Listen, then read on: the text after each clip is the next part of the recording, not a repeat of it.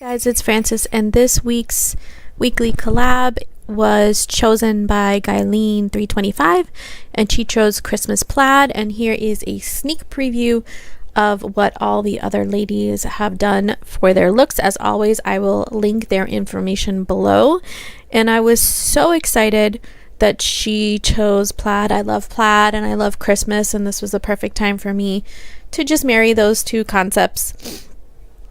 But here coming up is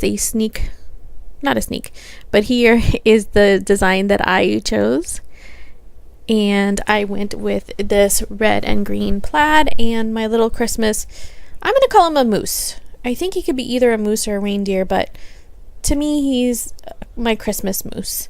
So if you want to see how I got this look, just keep watching. I am starting out with these two plates from Beauty Big Bang. I did a review and some swatches for some plates that were sent to me already, and I will link that somewhere above or at the end of the video, just so that you can catch up and see them if you've missed them. I'm going to be using that plaid design, and I will be, of course, adding my adorable little Christmas moose. I will be using these red and green Beauty Big Bang stamping polishes to stamp the plaid designs. And my base color is this Peppermint Bark in the Park, which is gorgeous. It's actually my second week wearing it. I took it off and then put it right back on.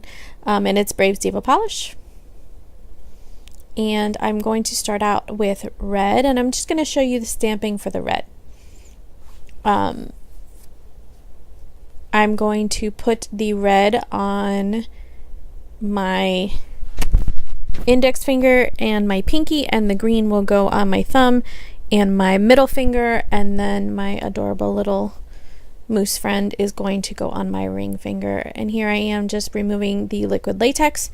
All I did was put a coat of liquid latex around because I was feeling too lazy to clean up after the stamping. And I'm going to be using this Beauty Big Bang brown stamping polish to stamp my moose.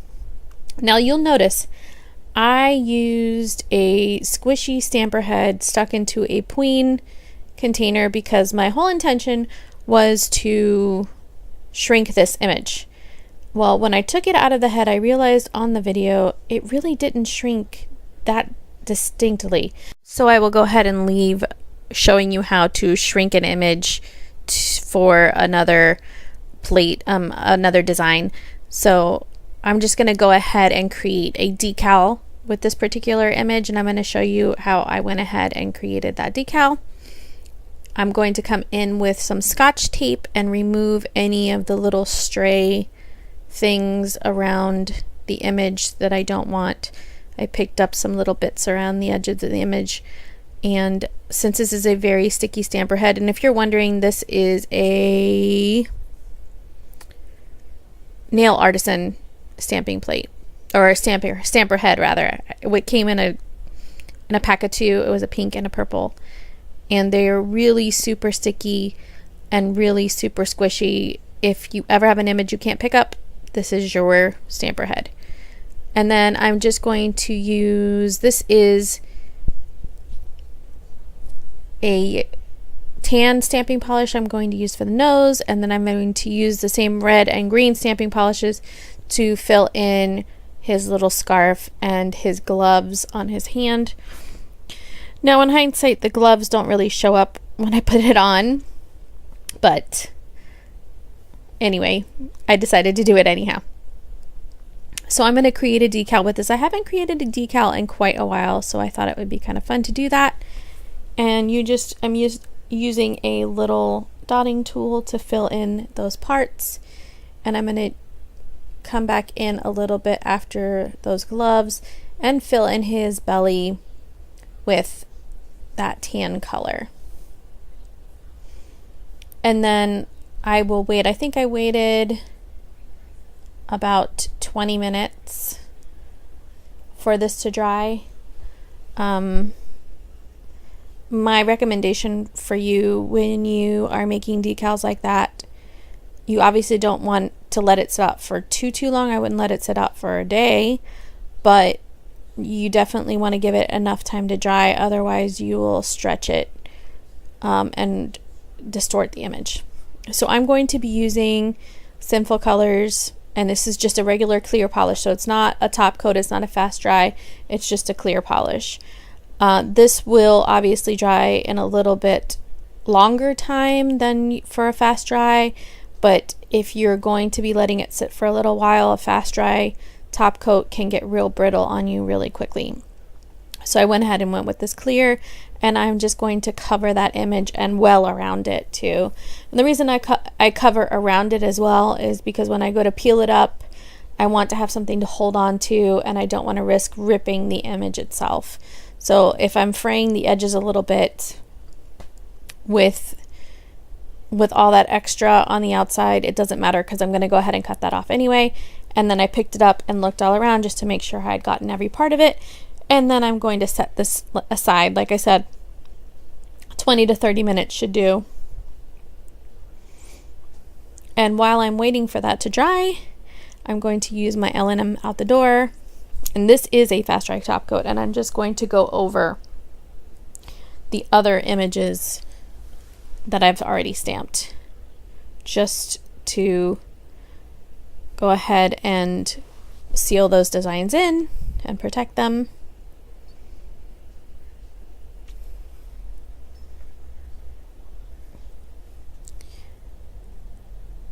And now my image has dried, and I'm going to use these very thin bent tip tweezers to pick up the image.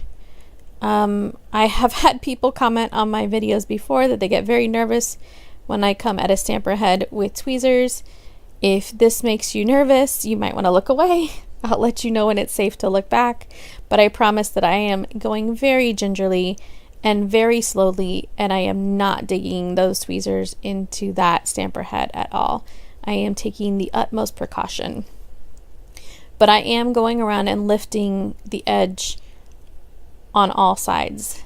That gives me less of a chance of ripping that image, and I know it does seem like it's taking a painfully long time, but it is worth the extra time that you give it so that you don't rip the image. And I am as impatient as the next person, but I really do try and take my time with this particular endeavor. It is well worth it. I have ripped an image or two, and like a fool, I did not create more than one of these decals. So if I had ripped this image, I would have been making another decal.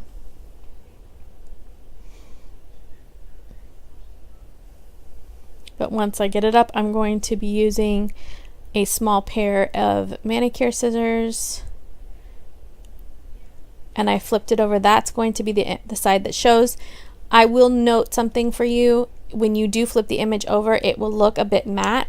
It's no big deal, because once you adhere this to your nail, once you stick it on your nail, you're going to come in with another glossy top coat, or a matte top coat if you like, and that will help revive the shine of the image. And then when you get all the excess off around your little image, I'm just going ahead and pressing down. You could put a fast dry top coat on before this so that it's a bit stickier, but then you will not be able to move the decal if you don't like it placed where it's supposed to. And the reason I chose to use a decal for this particular image is because it was still a fairly large image, so I wanted to make sure that I got it centered exactly the way I wanted it to, instead of doing reverse stamping. Because once you get reverse stamping on there, or once you've committed, you've committed. And I wanted to make sure that I got it all where I wanted it to. And then, like I said, I'm coming in with my fast dry top coat, and this will not only revive the shine, but it'll also kind of meld, for lack of a better term, the edges of the clear top coat, or the clear coat that you put on top of the decal, stamping collaboration you're not seeing it chosen by Guyleen 325. The edges of it. It is Christmas plaid, and right now you are getting a distinct look at anymore. what all the other ladies have done. So they kind of blend in with everything always, else. I will link their So information. this is and my their final individual design. videos Let me know below, what you guys think. so you I really can love see how their my cute little interpretation Christmas of moose Christmas turned plaid. out. I'm feeling very festive with these nails. Anyway, if you want to thank you guys for your time. Thank you for watching. And I will see you again next time. Bye.